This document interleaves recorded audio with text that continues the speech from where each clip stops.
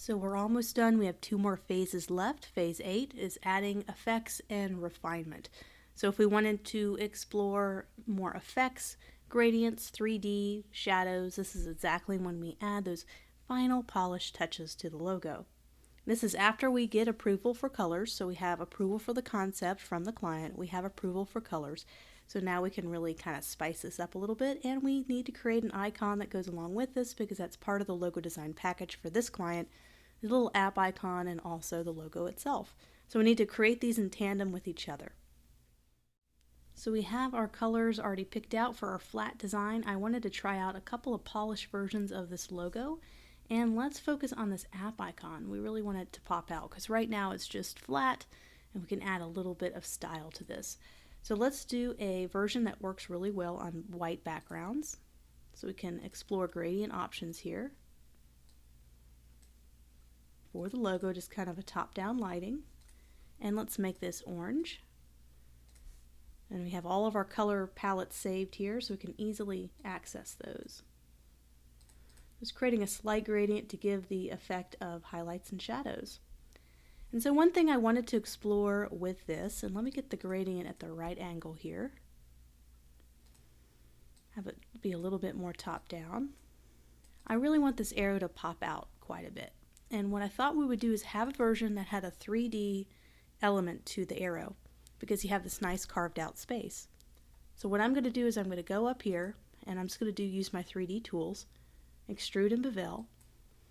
And we're going to go over this. I have an isometric class where I go over isometric designs and we do a ton of 3D work. So we're going to go over that in more detail in that isometric design section. So for right now we're going to do something really simple. Just get out a very slight rotation to this and do a preview. We want to have the extrude depth be a lot smaller. Just like that. I want to kind of have an upward angle so you can kind of see the 3D elements. I'm just moving my cube, getting a custom rotation. I'm going to even reduce the extrude depth just a little bit more. Just want a little pop out of color, and it can change your highlighting as well.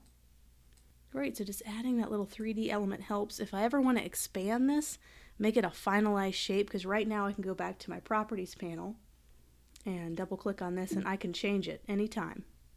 But let's say I'm ready and I'm finished and I'm ready to put the final touches on it.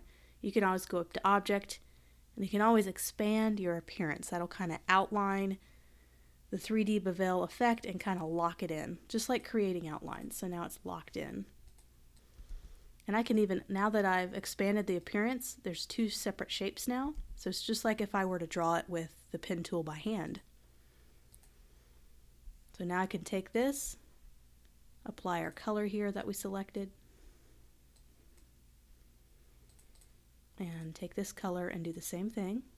Just adding a little polish and effects. Still have that flat version of the logo, which will be very needed by the client. We can even add a little stroke here. Just adding a little slight purple stroke, making it really thin, maybe just 0.25 points, just to add a little bit of outline. And we can even make that a gradient too if we wanted to, or make it lighter. Just adds a little bit of dimension. We could even do a slight drop shadow. Remember, this is just an extra version that has effects. You still have that nice flat version you can use. And with drop shadows, probably if you've taken my classes before, I love to do very small ones. I don't like these harsh drop shadows. I have a lot of students who do that. They do these big dark shadows, and it does tend to date designs, make them look like they're a little bit older. So notice how we're just using 9%. We're going to have it a tight shadow, tight blurring. Just enough to help it kind of pop. You see everything's starting to kind of be a little more rich, a little bit kind of popping off the page. Do the same thing with video. You can go even crazier and you could do a 3D bevel on this type as well. We can group this together. Go up to 3D, extrude and bevel and do a very small one. But we're going a little bit too crazy here. But just kind of showing you some things that you can do. So let's add, we got this down pretty good. So let's take our simple icon here that we created. Let's make it 3D. We want everything to match. Let's also do a drop shadow on this. We already have it on the arrow, but we don't have it here. We can make this one a bit stronger because it's on a colored background. Maybe not quite that strong. So now we can add a border to this to make it more dynamic. So I'm just going to copy this background, make it a stroke, make it a little bit thicker, and bring it on over. And I go over App Icon Design in more detail in my Digital Design Masterclass, where we develop one from scratch and size it perfectly to a template. We're just getting an idea right here for this one. So that's a gradient, so let's see if we can't shift this around, add the right angle to it. Now what we want to do is we want to have two borders, and we're going to create almost a 3D effect with this by creating another one. So we're going to take this and we're going to do an outline stroke. So we just outlined the border. So we want to have two copies, and we want to make this one a different color. So let's reverse everything here, and this is a lighter shade. We're just going to reduce it just a little bit and just bring it backward into the layering system. And let's do an outline stroke on these two so we can have more control over gradients. Let's go to Path, Outline or Stroke. Now they're just objects. Now I can have a lot more control over gradients. Let's have this be light and go dark on the bottom, and then the one on the inside will have the opposite. So it's going to go from dark to light.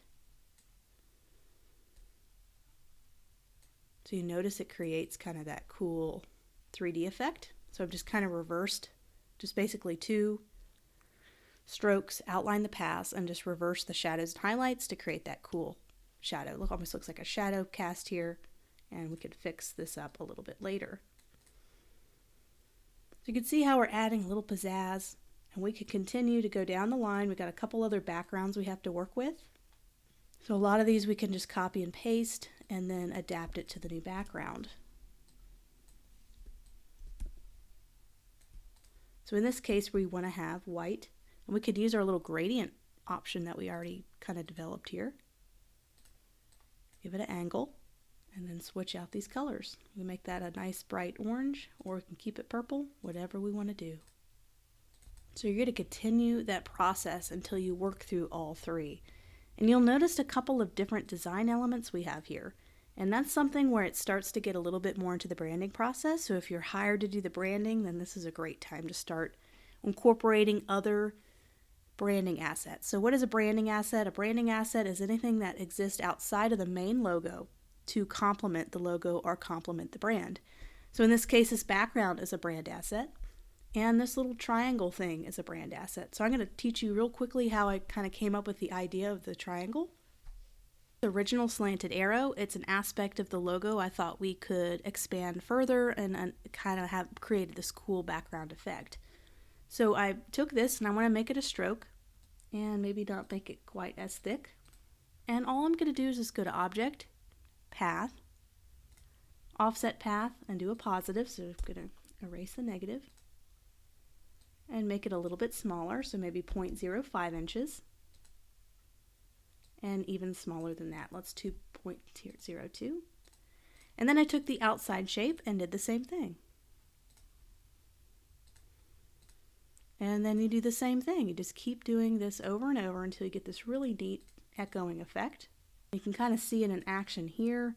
You can also see how I'm applying it here as a kind of a brand aspect to really spice it up. And this is the point where if you're just doing a logo design, some of these extras are not going to be required.